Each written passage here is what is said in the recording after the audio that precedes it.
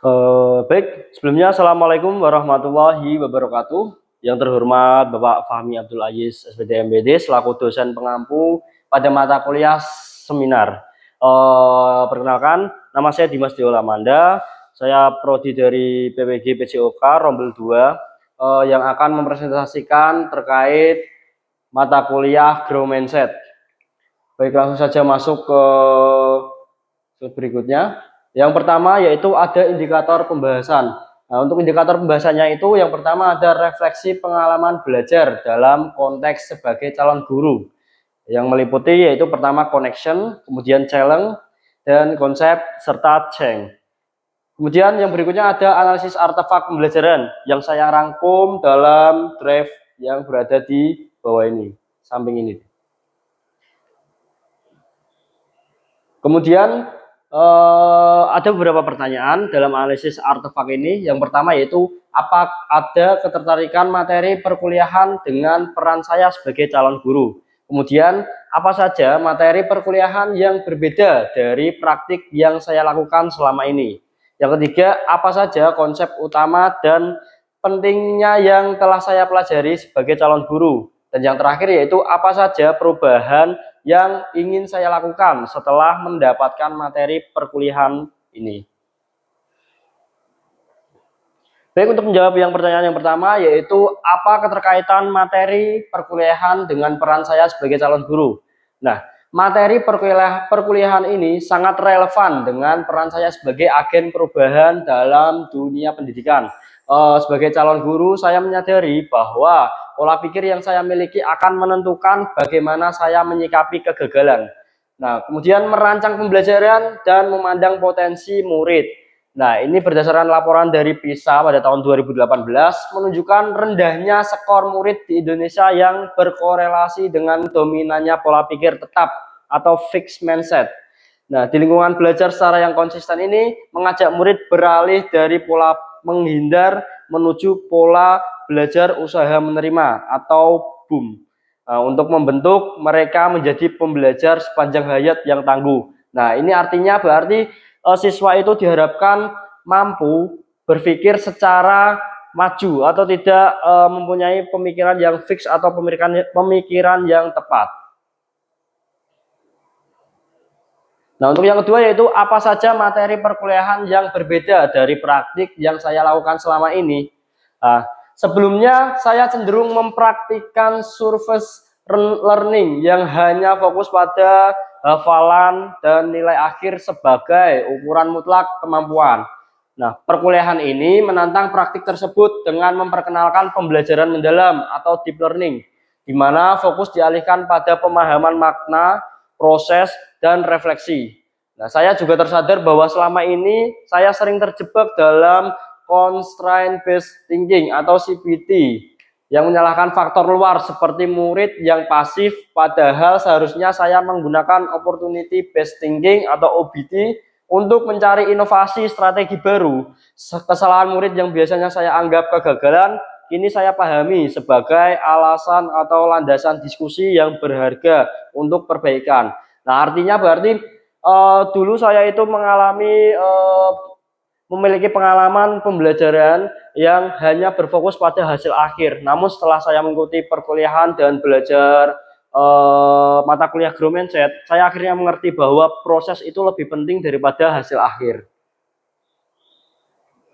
Selanjutnya yaitu apa saja konsep utama dan pentingnya yang telah saya pelajari sebagai calon guru. Nah, dapat dilihat untuk dokumentasi saya, pengalaman saya dalam PPG di SMP 13. Nah, konsep utama yang paling berkesan adalah neuroplastisitas, yaitu kemampuan otak untuk membentuk koneksi neural baru melalui tantangan dan latihan.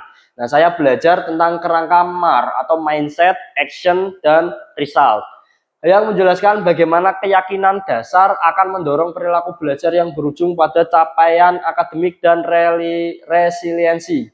Nah, selain itu konsep 4C atau creativity, kemudian critical thinking dan communication serta collaboration ternyata sangat dipengaruhi oleh pola pikir bertumbuh. Misalnya, kreativitas hanya muncul jika murid tidak takut gagal. Kemudian strategi praktis seperti the power of yet atau menggunakan kata belum juga menjadi konsep kunci untuk membangun kepercayaan diri murid. Nah, saya memiliki pengalaman belajar dalam materi bola kasti.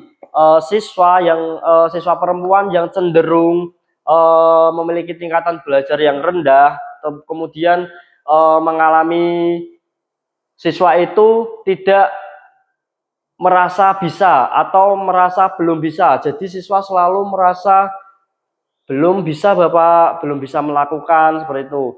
Nah, saya menggunakan ini creativity untuk membangun model pembelajaran yang menarik sehingga critical thinkingnya ini untuk pemasukannya yaitu siswa mengalami proses berpikir yang luas sehingga menciptakan antara komunikasi dan kolaborasi sehingga juga menciptakan sistem atau proses pembelajaran yang menarik dan membuat siswa itu merasa bisa.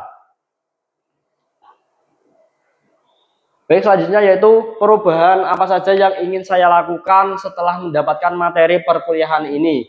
Nah, saya berkomitmen untuk mengubah cara memberikan umpan balik dari memuji kepintaran alami menjadi memuji proses. Nah, strategi ini dan kerja keras murid dalam merancang pembelajaran PJOK, saya mengintegrasikan scaffolding, yaitu bertahap dari bawah, bertingkat sampai atas, atau dukungan bertahap. Nah, dan jurnal refleksi agar murid menyadari perkembangan diri mereka sendiri. Saya juga melakukan cognitive reframing di kelas, yaitu membuat murid membingkai ulang pernyataan pesimis menjadi peluang besar atau peluang belajar.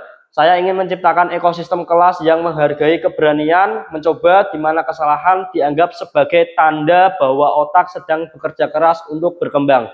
Nah, ini juga saya alami dalam pembelajaran di PPLD SMP 13 bahwa ketika saya memberikan materi, kemudian saya menunjuk salah satu siswa secara random. Jadi siswa itu disuruh mempraktikkan gerakan seperti apa. Nah, siswa akan melakukan gerakan tersebut tanpa merasa takut salah. Baik, masuk ke pertanyaan yang kedua yaitu yang pertama ada di mana saja artefak pembelajaran yang dapat saya jadikan bukti dukung hasil refleksi ini. Kemudian mengapa artefak tersebut yang saya pilih dan bagaimana dari artefak ini yang mendukung hasil dari refleksi saya. Baik, yang pertama yaitu artefak mana saja yang dapat saya jadikan bukti atau pendukung refleksi dalam pengalaman belajar. Yang pertama yaitu ada LK pada 4.3 yaitu Project Based Learning Dimas Deolamanda PDF. Kemudian ada LK 2.2 yaitu belajar dari cara otak belajar. Kemudian yang terakhir ada LK 4.1 yaitu guru menumbuhkan grow mindset.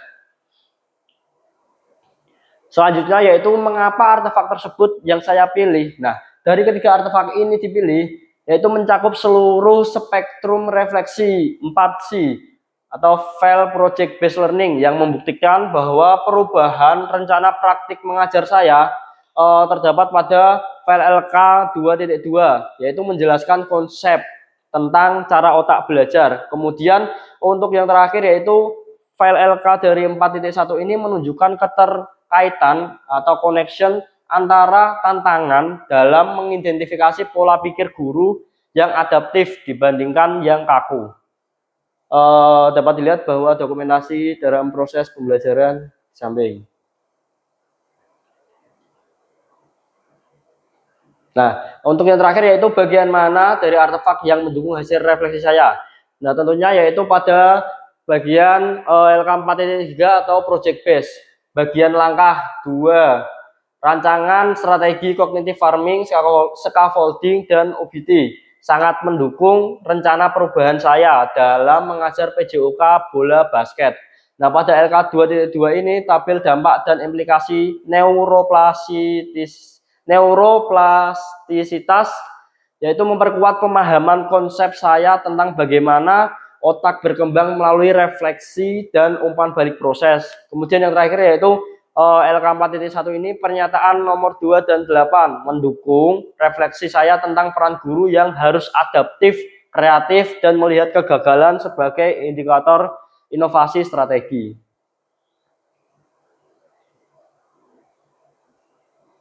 Nah, ini untuk refleksi pengalaman belajar kuliah menurut mata kuliah Grow Mindset. Nah, mata kuliah Grow Mindset atau pola pikir bertumbuh ini membuka wawasan saya tentang pentingnya peran guru sebagai agen perubahan yang tidak hanya mengajarkan materi, tetapi juga menumbuhkan keyakinan pada siswa atau murid. Nah, awalnya saya sering terjebak dalam constraint based thinking, yaitu CBT tadi ya, di mana saya cenderung melihat kegagalan murid sebagai batas kemampuan permanen atau menyalahkan faktor luar yang sulit diubah. Nah, namun setelah mempelajari konsep neuroplastisitas dan mengajarkan artefak pembelajaran seperti rancangan project based learning dan yang lainnya, saya menjadi memahami bahwa otak dapat terus berkembang melalui tantangan dan strategi yang tepat. Nah, hal ini sangat berguna bagi saya untuk menerapkan cognitive reframing dan memberikan umpan balik berguna bagi saya untuk menerapkan umpan balik berbasis proses ya, guna mengubah orientasi belajar murid dari sekedar hafalan menuju pemahaman bermakna atau deep learning yang lebih tangguh dan inovatif. Sekian, terima kasih yang dapat saya sampaikan. Kurang lebihnya mohon maaf. Wassalamualaikum warahmatullahi wabarakatuh.